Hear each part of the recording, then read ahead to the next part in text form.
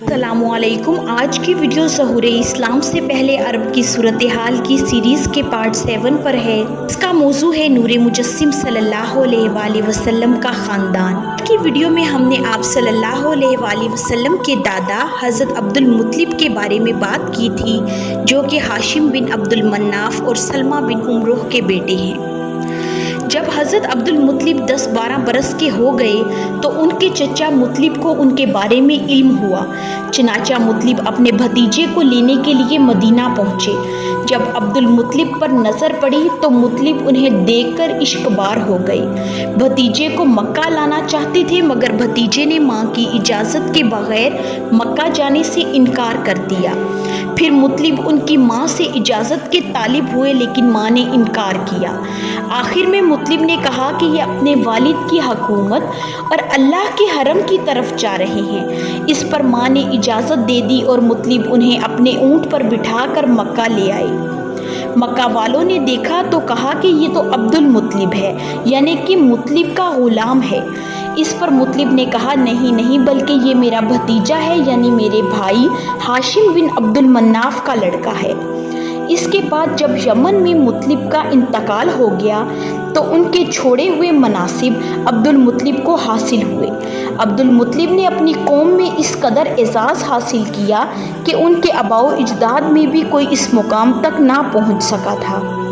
جب مطلب انتقال کر گئے تو نوفل نے عبد المطلب کی جائیداد پر قبضہ کر لیا۔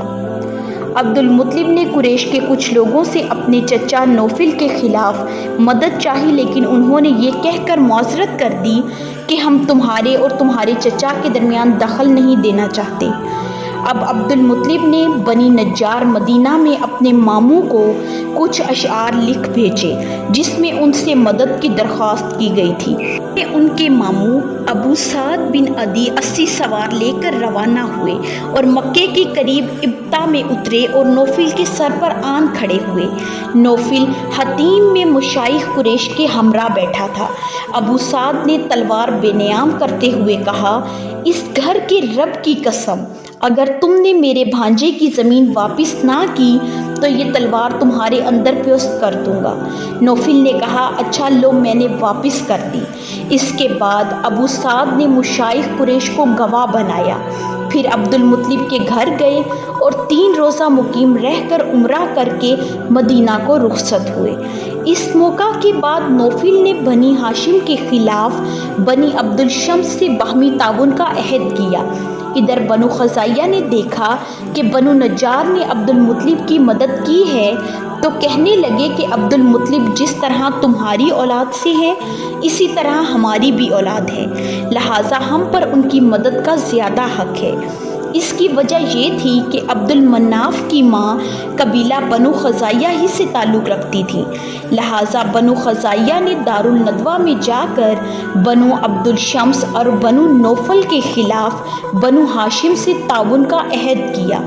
یہی عہد تھا جو آگے چل کر اسلامی دور میں فتح مکہ کا سبب بنا۔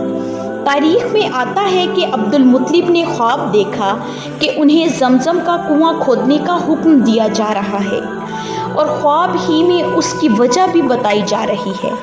انہوں نے بیدار ہو کر کھدائی کا کام شروع کر دیا۔ کے وقت وہ چیزیں بھی برآمد ہوئیں جنہیں بنو جرہم نے مکہ چھوڑتے وقت چاہے زمزم میں دفن کیا تھا۔